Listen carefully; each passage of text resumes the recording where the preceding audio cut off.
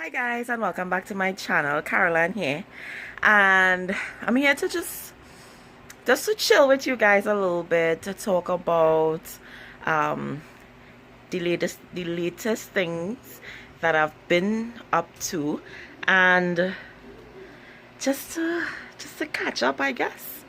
So yesterday I went and I braided my hair. I got my hair braided by my cousin, Love You Carleen, and while I was there, I was talking to my uncle. Of course, the first question he had to ask me was, so what's going on with you when you're gonna get married? And I watched him like, so I can't remain single. Like, what is wrong with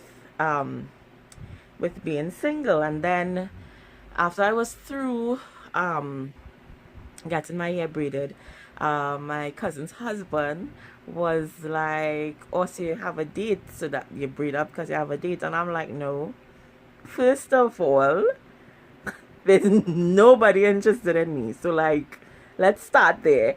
And secondly, given the fact that I know a lot of people who um are in relationships and marriages and are very unhappy, and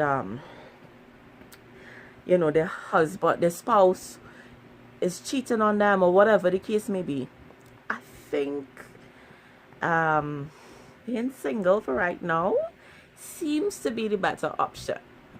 And he was like, no, you shouldn't say that, and everybody's experience is not the same, and it's unfair when people talk like that, because you would be pinching yourself later on if it is you actually do find somebody and whatever. And just for me personally, I'm fine. Like, I am okay being single, being alone right now.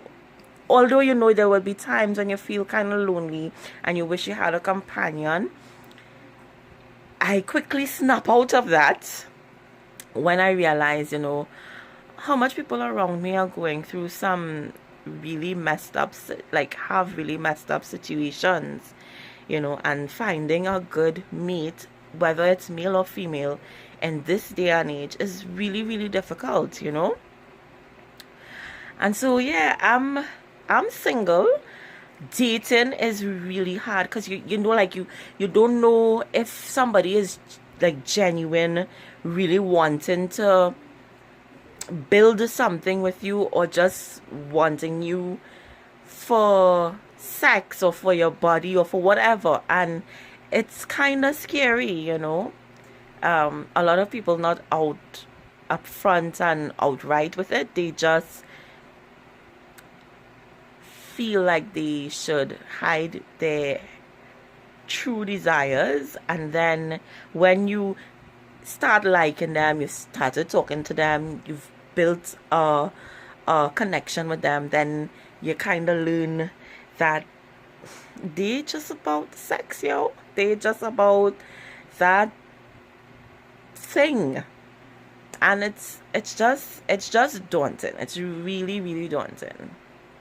So yeah, I just was like, yesterday was kind of,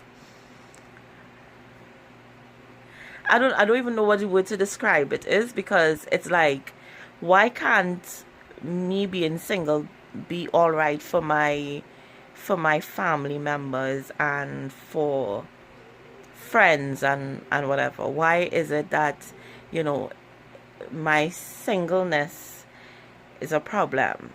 It doesn't define me. I'm still doing what I want to do, living out my dream, happy, contented, for the most part. So, like, why does the status of being in a relationship mean something big to my family members, And it's not like, okay, so if I get into a relationship or get married or whatever, that it's going to change anything really. Like, am I desirous of having kids? Not particularly, you know. So you are rushing me to get married for what? Like, what does that exactly do for you, you know what I mean? Like, so yeah, so yesterday was kind of interesting. In any event, I said I'd give you an update on what I've been up to. So at this point, you know, I'm trying to find, given the economy, and yes, they say that the economy is stabilizing. Um, I'm trying to find other little um, projects to get myself involved in to make more money, and I am trying to right now work on a business plan and see where that goes. I'm still trying to edit my book of poems. Um, I don't know, I kind of been shelving that for a while, and I'm not sure why, but I should get to it and finish it because, you know, I just really want to put my poetry out there. And then I have a production that should be coming up pretty soon. It's called it's called What's Done in the Dark. So I'm sorry about that. My phone updated, so I'm actually using some of the cast from For Better or For Worse, and they're excited. I think I'm using one person from my last production, which was about last night. Yeah, so everybody seems to be very excited, and I can't wait to start getting work done on the production. It's going to be really good. I think I felt initially when I was working on this play, like it wasn't my best work, and I was kind of scared about it because, well, I wrote it for a very, very dear friend of mine, and like I wasn't sure about the play. But then everybody started reading it and started getting into it and feeling excited about it, and then I reread it, and then I was like, why were you coming down so hard on yourself? Now, honestly, the play that I wrote before this one, which was title changed, um it was really different. It was like outside the box. Part of it was my story, so it was kind of like really, really close to me, and it was really different, like really different from anything that I had ever written before. And I when I'm writing, right, I tend to be like super duper critical of myself, and like of my work, and compare it. Like a comparison is always made of the last production that I would have done. And of course, by all right and in all fairness, that is it's right of me to do that, because you have to learn lessons from each time that you do something, if you're in the entertainment world. Although I don't view my place as entertainment, but more so ministry, right? But of course, you have to look at it from that perspective, and not so I come down hard on myself because I want every play that I write to basically be top of the line and outdo the other play. So when I was writing it, I was getting so like I was so frustrated with myself, because I was like, what is going on with you? Um the inspiration was there. The inspiration has always been there, but I just I just was mulling over the fact that I felt like changed was the best thing that I've ever like written. And I was coming down on myself and whatever. But it turns out that What's Done in the Dark, it's unique, it's different in its own way.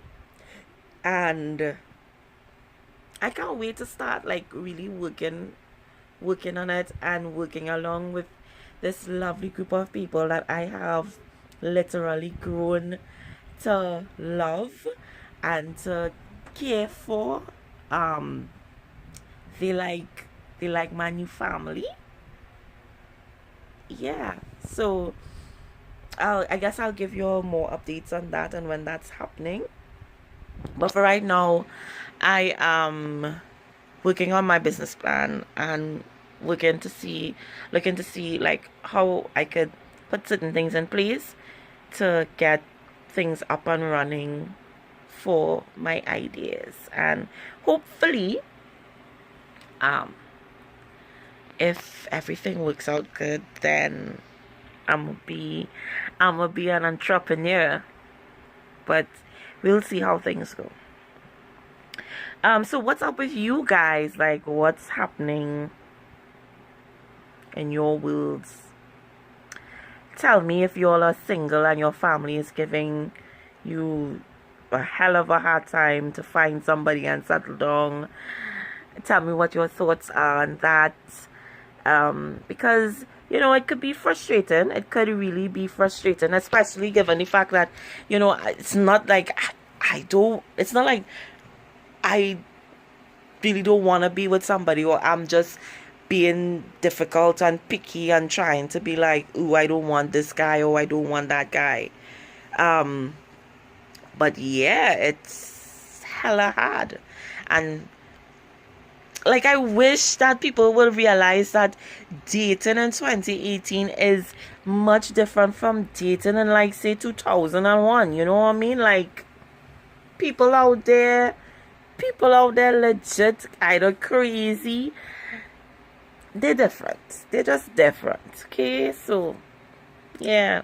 So tell me, if your family gives you a hell of a hard time if you're single, like, and how do you respond to them? Because I really need to learn, like, new things to say to them. Because, well, my family thinks that I'm rude generally. Like, they think I'm too sassy, and probably saying that that's why I'm manless. But yeah, you tell me what you tell your family members when they give you beams about being single, if you are single. I guess that's it for me. I needed to get a couple things done, couple things done tonight, so I'm gonna get to that now.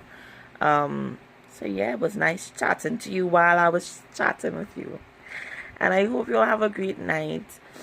Until the next time, bye.